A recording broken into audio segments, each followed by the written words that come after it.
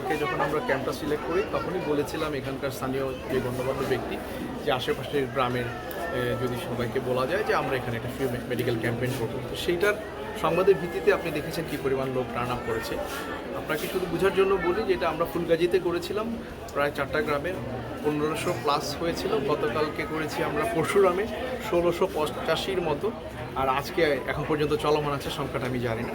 তবে আশেপাশে সকলকেই মোটামুটি জানানো হয়েছে যেন বন্যা পরবর্তী পানিবাহিত যে সমস্ত রোগ আছে তাদের যদি কোনো চিকিৎসা লাগে আমরা সেই প্রাথমিক চিকিৎসাটা বা ইনিশিয়াল যতটুকু ট্রিটমেন্ট দেওয়া যায় অ্যাডভাইস সাথে মেডিসিন আমরা সেটাই দিচ্ছি।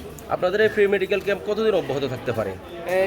আমরা তো দেখুন এটা তো করতে পারলে খুবই ভালো হয়, বাট আমরা ফোকাস 3টা উপজেলায় করেছি।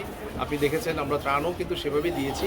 তা আপাতত আমাদের আজকে পর্যন্ত করার প্ল্যান আছে, তারপরে আমরা যদি ঊর্ধ্বতনের নির্দেশনা থাকে আমরা সেটাকে আরও অন্যান্য উপজেলাও বিস্তীর্ণ করব। আমরা আজকে সকাল থেকে এখানে ক্যাম্পেইন পরিচালনা করেছি। আমাদের এক্সপেকটেশনের চাইতে আসলে আজকে আমরা পেশেন্ট বেশি পাচ্ছি। মোটামুটি এখন 700 থেকে 800-র মতো রোগী মনে হয় আমরা অ্যাটেন্ড করতে পেরেছি এবং ওষুধও সরবরাহ করেছি, যেগুলো হচ্ছে বিনামূল্যে। তো আশা করছি যে এরকম যদি ধারা থাকে তাহলে আজকেও মোটামুটি পেশেন্ট 1000-এর মতো হবে।